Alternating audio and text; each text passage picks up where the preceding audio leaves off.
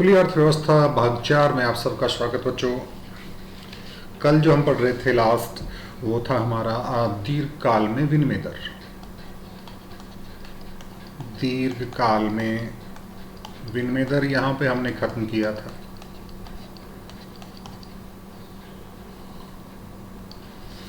दीर्घकाल में विनिमय दर के बारे में थोड़ी सी बात कल मैंने आपको बताई थी, थोड़ा सा इसको रिपीट कर लें हम। एक मिनट, चलिए फोन काट देता हूँ, बाद में बात करें। कल एक बात बताई थी, दीर्घकाल में विनिमय दर की जब भी बात करते हैं तो एक सिद्धांत का उपयोग किया जाता था, वो था क्रय शक्ति समता सिद्धांत। कौन सा सिद्धांत था? क्रय शक्ति समता सिद्धांत। इस सिद्धांत का उपयोग जो है विनिमय दरों के निर्धारण में और उनके नियोजन में किया जाता है। यानी जो परचेजिंग पावर है उसमें समानता किस तरह से बनाई रखी जानी चाहिए, तो वो दीर्घकाल में होता है। मान लीजिए दीर्घकाल में जो है कुछ व्यापारिक अवरोध जो है उनको हटा दिया जाता है। व्यापारिक अवरोध का मतलब, जैसे कल बात कर रहे थे हम, टैरिफ की बात कर रहे थे और किसकी बात कर रहे थे, आयात की मात्रा को निर्धारित करने वाली बात है। तो इनको अगर हटा दिया जाए तो क्रय शक्ति समता सिद्धांत जो है वो इसमें लागू हो जाएगा और विनिमय की दरें जो हैं वो स्वतः समायोजित हो जाएंगी। और अगर किसी भी प्रकार का टैरिफ नहीं है, कोटा नहीं है, तो जितने भी देश हैं उन देशों में किसी भी उत्पाद की जो कीमत है या उसकी लागत है, किसी उत्पाद की जो है लागत वो समान होगी, क्योंकि टैरिफ वगैरह कुछ है नहीं। भाई वहाँ पे डॉलर में खर्च होगा, कहीं पे रुपए में होगा, लेकिन अगर कुछ फर्क रहेगा तो फर्क रहेगा वहाँ के ट्रांसपोर्टेशन का, यानी परिवहन का जो है वो कम ज़्यादा हो सकता है। तो ये बात इसमें बात आई थी। एक एग्जाम्पल के तौर पे इसमें इन्होंने बताया है। देखिए एक एग्जाम्पल हम इसमें बताएंगे। एग्जाम्पल के तौर पे मान लीजिए एक उदाहरण किताब में आपकी बताया गया है, उसी किताब वाला एग्जाम्पल मैं लूँगा कि मान लीजिए हमारे यहाँ पे हमारे देश के अंदर एक शर्ट जो है वो 400 रुपये में बिकती है, हालांकि मिलती नहीं आजकल। एक शर्ट जो है वो इंडिया में, भारत में कितने रुपए में बिक रही है? 400 रुपये में। और वही शर्ट जो है, वही क्वालिटी की शर्ट जो है यूएसए में बिक रही है $8 में। कितने डॉलर में? $8 में। तो अगर देखिए ये शर्ट इंडिया में 400 रुपये, यूएसए में $8 में, इसका मतलब एक्सचेंज रेट क्या हो गई? यानी $1 में कितने रुपए हो गए? अगर इस केवल शर्ट की कीमत के हिसाब से लगाएं तो 50 रुपये। यानी यहाँ पे अगर शर्ट के हिसाब से लगाएं तो यहाँ पे आपकी एक्सचेंज रेट क्या हो गई? 50 रुपये। अब मान लीजिए एक्सचेंज रेट कुछ अलग है। एक्सचेंज रेट जो है, या जिसको हम बार बार कहते हैं विनिमय दर, वो अलग है और 50 से बढ़ के कितनी हो गई? 60 हो गई। इंडिया में शर्ट कितने में मिल रही है? 400 रुपये में। एक्सचेंज रेट हो गई 60 रुपये। यानी अमेरिका में वो जो एक्सचेंज रेट के हिसाब से देखें तो वो शर्ट कितने में होगी? 480 रुपीज़ में पड़ेगी। अब अमेरिका वाले जो हैं, यूएस वाले हैं, 480 रुपये में शर्ट खरीदेंगे कि 400 में खरीदेंगे? वो शर्ट आपकी खरीदेंगे कितने रुपए में? 400 रुपये में। तो फिर क्या करेंगे? वो यहाँ से नहीं खरीदेंगे, वो सीधे आएंगे एरोप्लेन में बैठ के और कहाँ पे आएंगे? इंडिया में आएंगे। लाओ भैया, इंडिया वाली शर्ट हमको चाहिए। यानी आपके सारे जो कस्टमर्स हैं वो कहाँ से खरीदेंगे? इंडिया से खरीदेंगे। यानी पूरा का पूरा व्यापार जो है भारत का, वो कहाँ चला जाएगा? अमेरिका में चला जाएगा। अब बात आती है कि एक कल्पना करते हैं कि मान लीजिए कीमतों में वृद्धि हो गई है, कीमतों में वृद्धि हो गई है और इंडिया में जो कीमत थी उसमें 20% की वृद्धि होगी और यूएस में जो कीमत थी उन शर्ट की, उसमें 50% की वृद्धि हो गई। इस चीज़ को हम देखेंगे कि कीमतें बढ़ गई। अब कीमतें जिस तरह से बढ़ेंगी तो कीमतों का क्या प्रभाव पड़ेगा, इस एग्जाम्पल में देखेंगे। तो इंडिया में क्या था पहले? कितने रुपए की थी वो शर्ट? 400 रुपये की। और इसमें जो है 20% की वृद्धि हो गई। कितने की वृद्धि होगी? 20% की वृद्धि। बार बार फोन क्यों आ रहे भाई? 20% की वृद्धि होगी। 20% की वृद्धि होने का मतलब यहाँ पे 80 रुपीज़ की वृद्धि हो गई। यानी वो शर्ट जो है वो 480 रुपए की हो गई। ठीक है। अमेरिका में स्टार्टिंग में वो $8 की शर्ट थी। कितने डॉलर की? $8 की शर्ट थी। और वहां पे कीमतों में वृद्धि हो गई 50% की, यानी कितने रुपए की वृद्धि हो गई? $4 की वृद्धि हो गई। यानी अब वो जो है $12 में शर्ट मिलनी चाहिए। नई कीमत जो है $12, इंडिया के हिसाब से 480। क्रय शक्ति की बात करें, क्रय शक्ति समानता सिद्धांत ये कहता है कि वहां का जो $12 है उसमें इंडियन करेंसी 480 रुपए होनी चाहिए। कितने रुपए होनी चाहिए? 480 रुपए होने चाहिए। यहां पे आपका क्या हो गया? डॉलर की कीमत कितनी रुपए होगी बेटा? 40 रुपए है। पहले कितनी थी?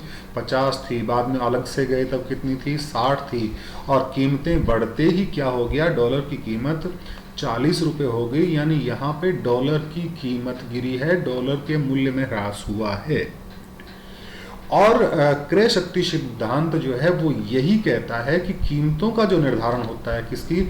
एक्सचेंज रेट का जो निर्धारण होता है वो अलग अलग देशों की जो मुद्रास्फीति है उसमें अंतर के कारण होता है। प्रश्न बनता है कि विनिमय दर का निर्धारण में एक कारक है, तो उसमें से एक उत्तर मान लीजिए आपका ये है कि अलग अलग देशों में स्फीति में अंतर, या मुद्रास्फीति में अंतर, या कीमतों में अंतर। तो हमारा आंसर होगा दोनों देशों की स्फीति में अंतर या कीमतों में अंतर, मुद्रास्फीति में अंतर, किसी भी तरह से इसको लिखा जा सकता है। तो ये आपका हो गया, यानी दोनों देशों की मुद्रास्फीति में अंतर जो है वो आपकी विनिमय दर के निर्धारण का एक कारण है।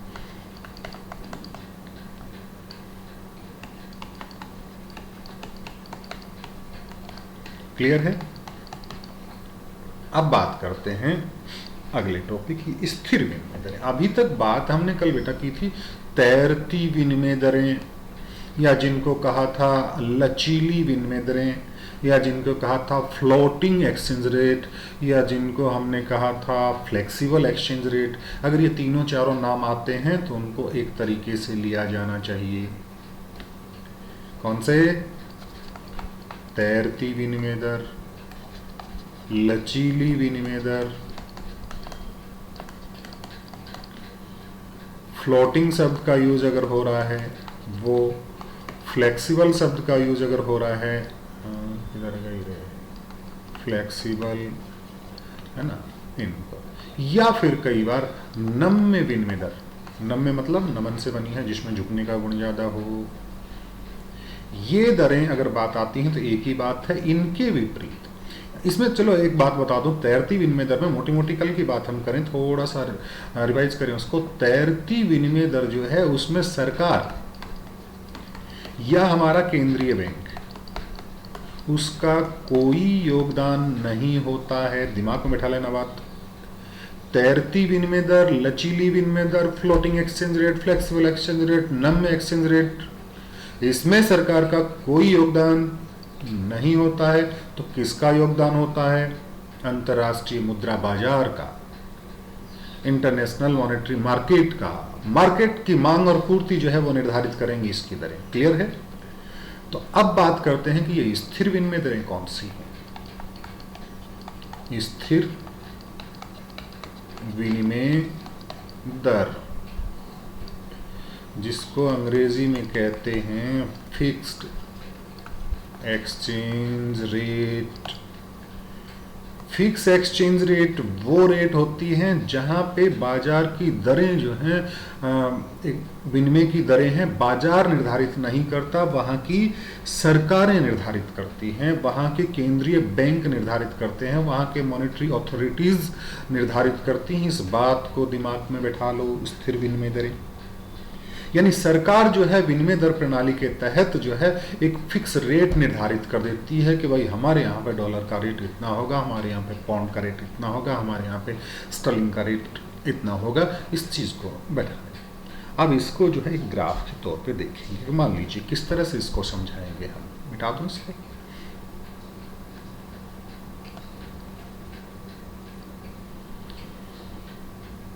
मांग और पूर्ति के ग्राफ को हम बनाएंगे यहाँ पे। कल जैसे हमने कहा था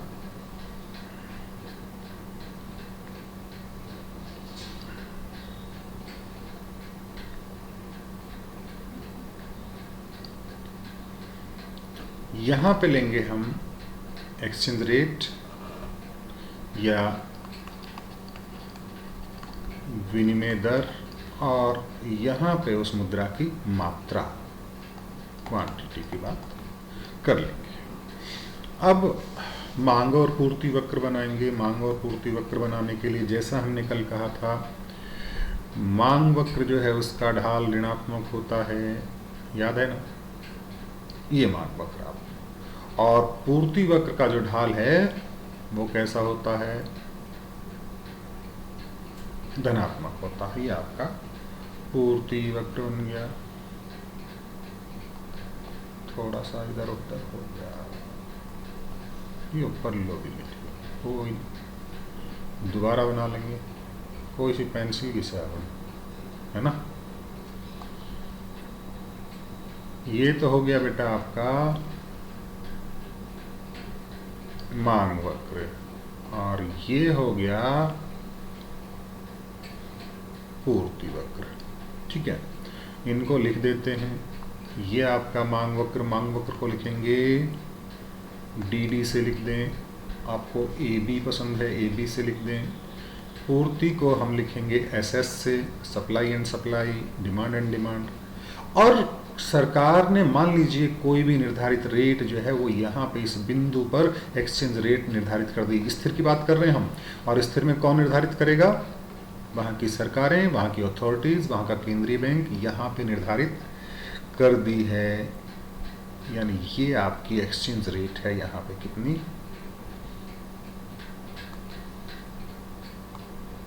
ई बिंदु पर है। किस बिंदु पर है, ई बिंदु पर है। अब मान लीजिए सरकार किसी भी कारण से अपने निर्यात को बढ़ाना चाहती है, अपने एक्सपोर्ट को बढ़ाना चाहती है, यानी अपना सामान बेचना चाहती है ज़्यादा से ज़्यादा मात्रा में, तो इसके लिए वो अपनी एक्सचेंज रेट को बढ़ाएगी। एक्सचेंज रेट को बढ़ाएगी। एक्सचेंज रेट को बढ़ाने का मतलब अपना रुपया सस्ता करेगा। अगर भारत सरकार के संदर्भ में बात करेंगे तो अपने रुपये को सस्ता करेंगे ताकि विदेशी लोग जो है लालायित रहें उस चीज़ को खरीदने के लिए। एक्सचेंज रेट को बढ़ाएगी, और एक्सचेंज रेट को बढ़ाने का मतलब एक्सचेंज रेट जो है ई से बढ़ के इस बिंदु पे आ गई। मान लीजिए इसका किताब में इसको दिया हुआ है E1, और E1 देंगे तो किस तरह से निर्धारण होगा इसका, ये मान लीजिए यहाँ पे जो है इस बिंदु को मैं लिखूं A और इस बिंदु को लिखें B। यहां पे देखिए कि हमने एक्सचेंज रेट जो है वो E से बढ़ा के, ध्यान दीजिए थोड़ा सा,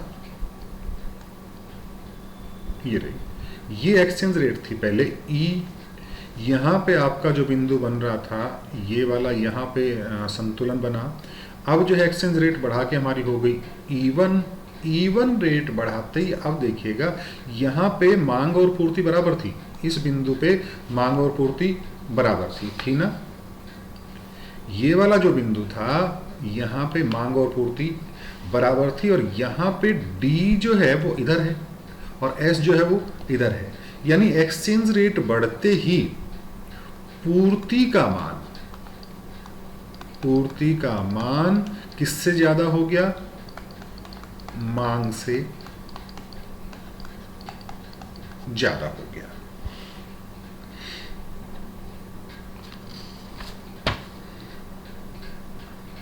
अब पूर्ति का मान मांग से ज्यादा हो गया, और अतिरिक्त मान कौन सा है पूर्ति का, ये वाला जो है ना, ये पोर्शन ए बी। आप नीचे जाके देख सकते हैं मात्रा में, यहाँ पे अगर इसको मिला के देखेंगे ना, नीचे मिला के देखेंगे यहाँ तक आएगा, इधर और इधर। ये वाला जो पार्ट है मात्रा में पूर्ति की जो अतिरिक्त मात्रा है वो ए बी, और पूर्ति की अतिरिक्त मात्रा जो है ए बी, मान लीजिए डॉलर अपने पास एक्सेस हो गए, तो अब इसको वापस से स्थिर विनिमय दर पे लाने के लिए, अपनी एक्सचेंज रेट को वापस से फिक्स करने के लिए जितना भी डॉलर एक्स्ट्रा था उसको मार्केट में सरकार जो है बेच देगी। और सरकार मार्केट में एक्स्ट्रा डॉलर को बेचेगी तो क्या होगा, एक्सचेंज रेट अपनी वापस से E1 से कहाँ पे आ जाएगी, E पे आ जाएगी। समझ में आई बात? यहाँ पे वो हुआ। अब इसी तरह से मान लीजिए कि सरकार ने जो है एक्सचेंज रेट अपनी घटा दी है, सरकार घटाएगी, केंद्रीय बैंक घटाएगा, और यहाँ पे कर दी, इसको मान लीजिए E2 रखें, E0 रखें, जो रखना चाहें वो रखें। और यहाँ पे जो है वो किस तरह से हो पाएगा कि मान लीजिए आपका ये बन गया, ठीक है, और इसको हमने कहा CD नहीं कह के इसको PQ कहते हैं, P। यहाँ पे देखिए आपका D वक्र जो है, मांग वक्र इस साइड है और पूर्ति वक्र इस साइड है। कहने का मतलब अगर आपकी एक्सचेंज रेट नीचे आ जाती है, एक्सचेंज रेट नीचे आने का मतलब दिमाग में रखना, अगर इंडिया के संदर्भ में बात करें तो यहाँ पे रुपया मजबूत आ रहा है। एक्सचेंज रेट नीचे आने का मतलब कल बात कर रहे थे कि जैसे $1 में 76 रुपये, अब मान लीजिए $1 में 55 रुपये आ गए, इसका मतलब रुपया स्ट्रॉन्ग हुआ है। तो यहाँ पे मांग बढ़ गई और पूर्ति घट गई, मांग बढ़ गई और पूर्ति बढ़ गई। मांग बढ़ गई डॉलर्स की या विदेशी मुद्रा की, तो क्या करेंगे, हमारे पास जो रिजर्व में है ना, रिजर्व में जो भी डॉलर्स हैं उनको मार्केट में लाया जाएगा, और रिजर्व वाले जो हैं हमारे पास पहले से पड़ा हुआ रिजर्व मुद्रा का स्टॉक, उसको जैसे ही कम करेंगे तो वापस से एक्सचेंज रेट बढ़ के E0 से कहाँ पे आ जाएगी, E पे। यानी उद्देश्य क्या रहता है कि हमारी जो विनिमय दरें हैं उनको स्थिर रखा जाए, उनको फिक्स रखा जाए। समझ में आ गई बात? अब आगे बात करते हैं। स्क्रीनशॉट वगैरह आप लेना चाहें तो इनके ले सकते हैं, ठीक है ना। थोड़ा सा टाइम आपको देता हूँ, स्क्रीनशॉट ले लीजिएगा भले, ताकि आपके दिमाग में, हालांकि स्क्रीनशॉट लेने की वैसे ज़्यादा ज़रूरत नहीं है क्योंकि इसको आप बार बार देख सकते हैं, कोई दिक्कत वाले मिटा दूँ इसको। अब बात करते हैं हम, ये जो दोनों प्रणालियां हैं हमारी, स्थिर विनिमय प्रणाली और तैरती विनिमय प्रणाली, एक और प्रबंधित तैरती विनिमय प्रणाली पढ़ेंगे, लेकिन इनके जो गुण दोष हैं उनको हम पहले देख लेते हैं कि स्थिर विनिमय प्रणाली के कौन से गुण हैं, कौन से दोष हैं, और तैरती विनिमय प्रणाली के कौन से गुण और कौन से दोष हैं, उनको हम देखेंगे, ठीक है। सबसे पहले लचीली विनिमय प्रणाली के गुण दोष हम देख लेते हैं।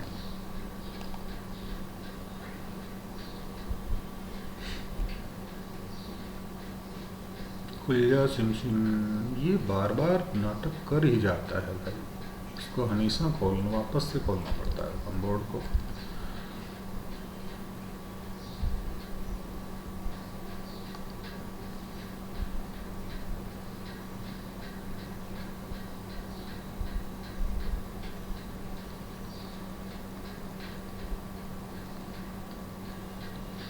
पहले तैरती विनिमय प्रणाली जो है उसको देखेंगे हम, इसके गुण दोष ये दिखाई दे रहा है।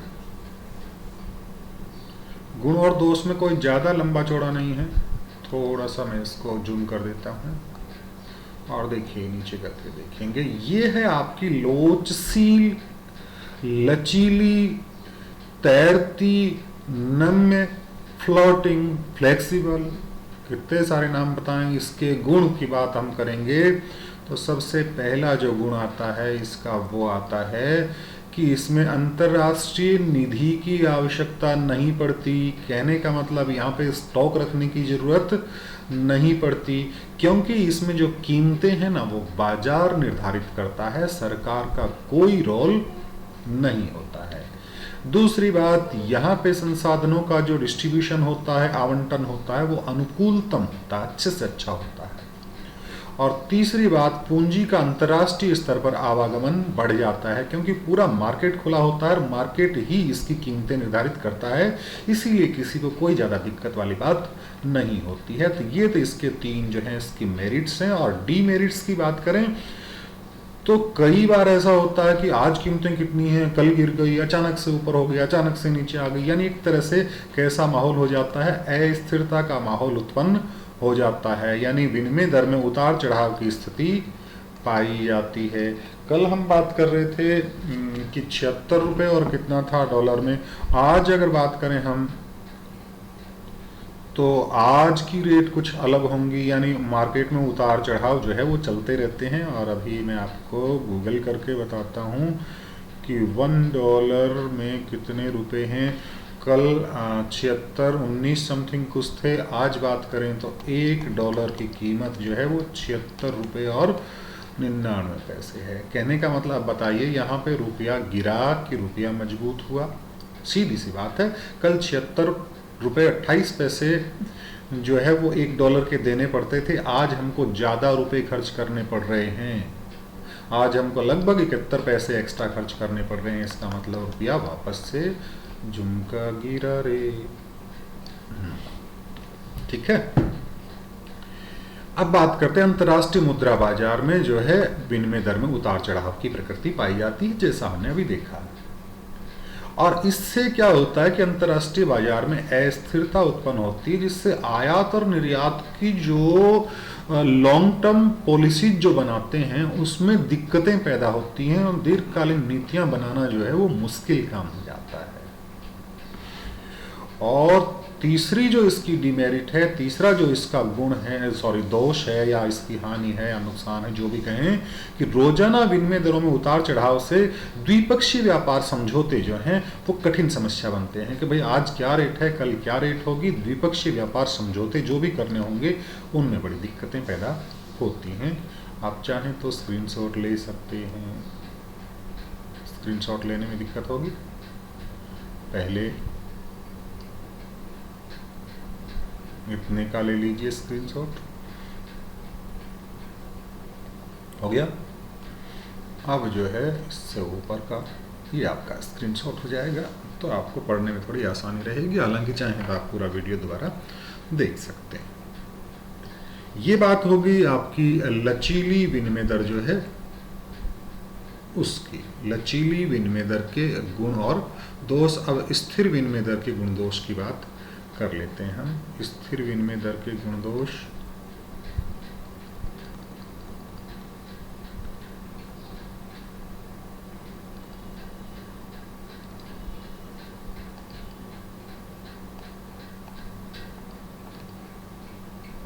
स्थिर विनिमय प्रणाली क्लियर है?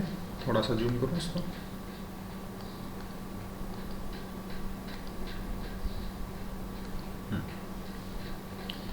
स्थिर विनिमय दर जो है उसके गुण और दोषों की बात करेंगे। स्थिर विनिमय प्रणाली ये विदेशी व्यापार को सुविधाजनक बनाती है। पहला जो इसका गुण है वो है विदेशी व्यापार को सुविधाजनक बनाती है, यानी इसमें दरें जो निर्धारित करता है वो कौन करते हैं? वहाँ की अथॉरिटीज, सरकारें या केंद्रीय बैंक।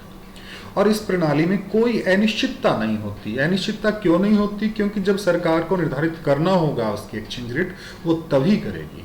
और ना ही कोई जोखिम होता है, रिस्क नहीं होती, अचानक नहीं होता, सरकारें निर्धारित करती हैं। और इस प्रणाली में सरकार जो है वो ऐसे ही मुंह उठाया और कर दिया, ऐसे नहीं है। वो इसकी एक जिम्मेदारी होती है कि वो पूर्ण नीतियों का, उत्तरदायित्व पूर्ण नीतियों का पालन करे, और उसके लिए सरकारें जो हैं वो पाबंद होती हैं।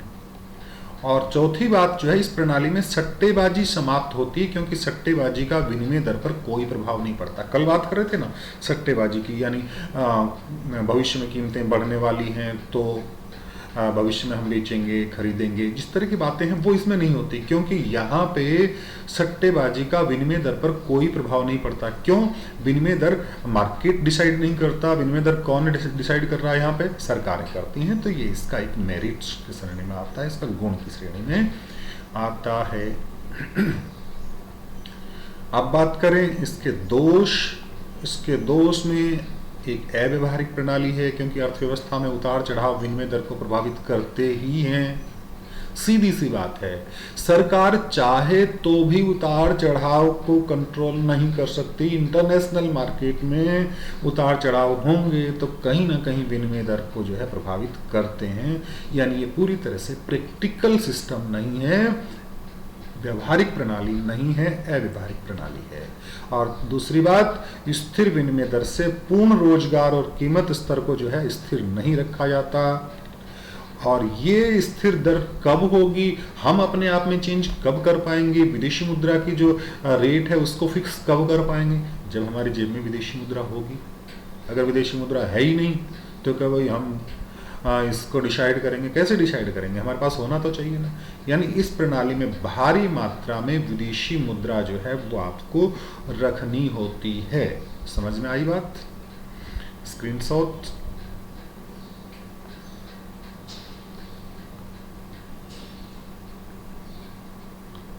तीन बिंदु आ जाएंगे, ले लीजिएगा।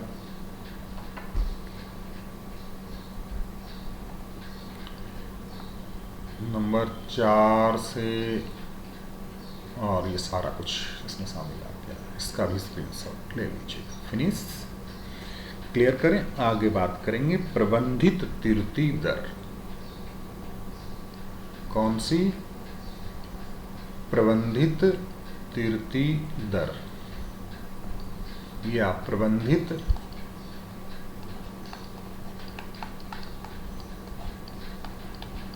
तैरती दर, प्रबंधित नम्य दर, प्रबंधित लचीली दर, यानी एक तरह से कह सकते हैं इसको managed floating rate, exchange rate है ना। या इसके बारे में देखेंगे। ये जो है वो अभी दो दरें हमने पढ़ी, एक तो स्थिर और एक तैरती। इन दोनों के बीच का कॉन्सेप्ट है, इन दोनों के बीच का कॉन्सेप्ट है। किस तरह से मैंने इसको लिख के बताया है। प्रबंधित तैरती दर आपकी जो है इसको क्लियर किया है मैंने लिख के, ताकि आपको कोई ज़्यादा दिक्कत नहीं हो। स्क्रीनशॉट भी ले सकते हैं। थोड़ा सा इसको जूम कर दूं।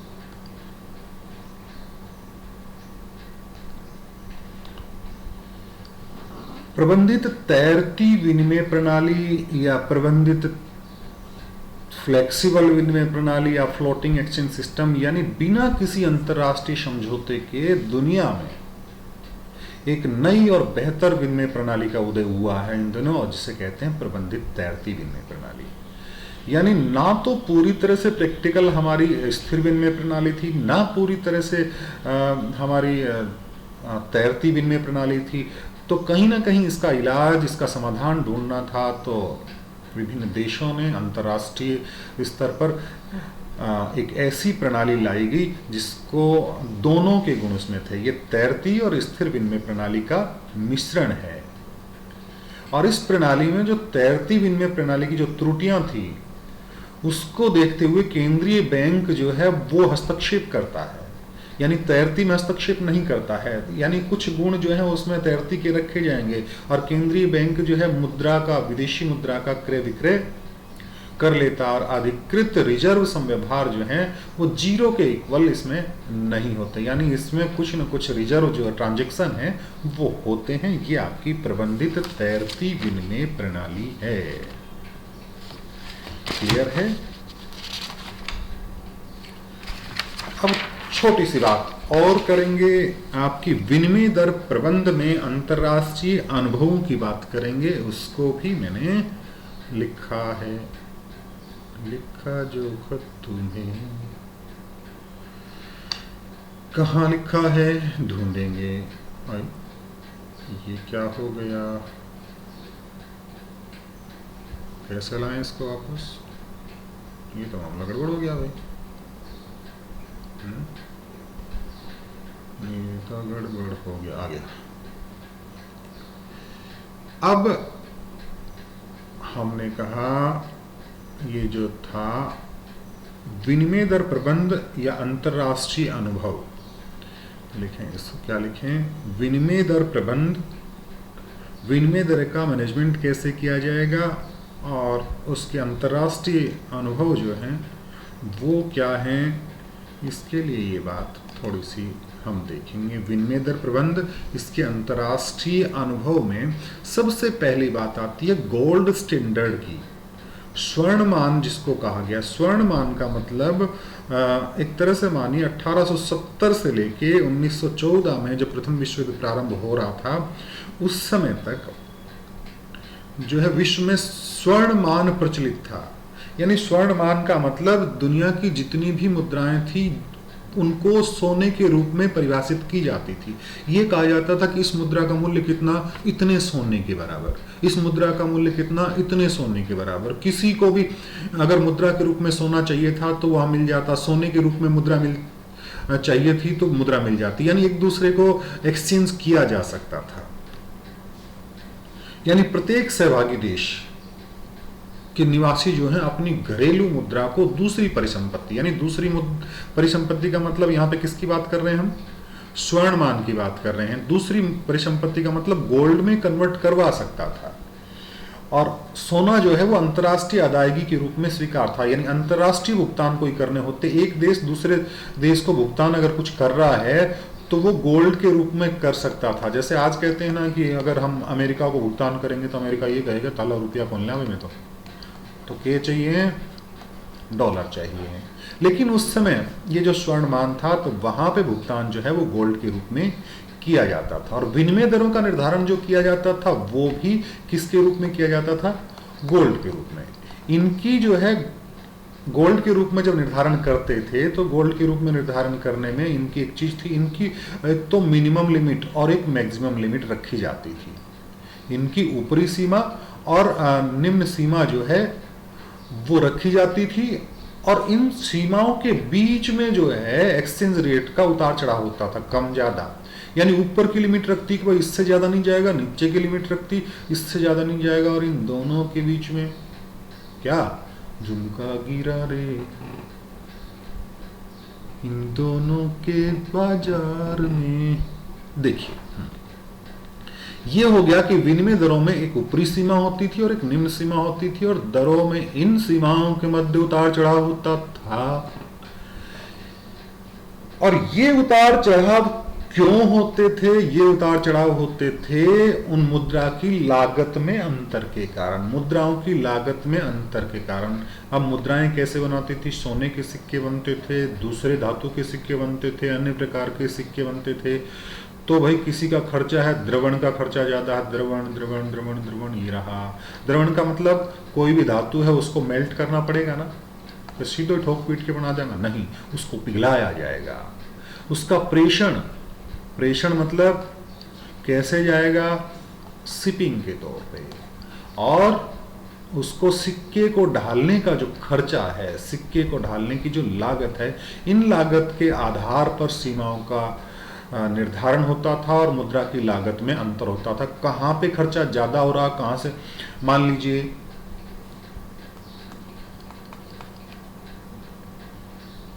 एक शर्ट मैं खरीद रहा हूं कहां से, पिलानी से, ठीक है। एक शर्ट मैं खरीद रहा हूं कहां से, दिल्ली से। पिलाने वाले भाई साहब ने, माहेश्वरी वाले ने मुझको कहा सर ये शर्ट जो है आपको 1000 रुपये में मिलेगी। और मैं मेरे बच्चों का एडमिशन करवाने गया कहाँ पे, दिल्ली, और डीयू के बाहर एक बढ़िया मोंटे कार्लो का शोरूम दिखा, वहाँ पे हमने वही शर्ट देखी। उन्होंने कहा सर इस शर्ट की प्राइस जो है वो 700 रुपये है। तो ये 700 रुपये उसी शर्ट की प्राइस, और उसी शर्ट की प्राइस यहाँ पे 1000 रुपये किसके कारण से है, ट्रांसपोर्टेशन का कारण। वहाँ से लेके यहाँ तक आई जो खर्चा लगा, यानी वो उनकी कीमतों में फर्क हो सकता है, किसके कारण, शिपिंग के कारण। और सिक्के की ढलाई का जो खर्चा है उसके कारण से ये हो सकता है। स्वर्णमान में सबसे इंपॉर्टेंट बात, प्रत्येक देश को सोने का बड़ा सा स्टॉक रखना होता था। क्लियर है क्लियर है ना। बाकी बात कल करेंगे, अगले पीरियड में करेंगे। तब तक और कुछ पढ़िए, बाय।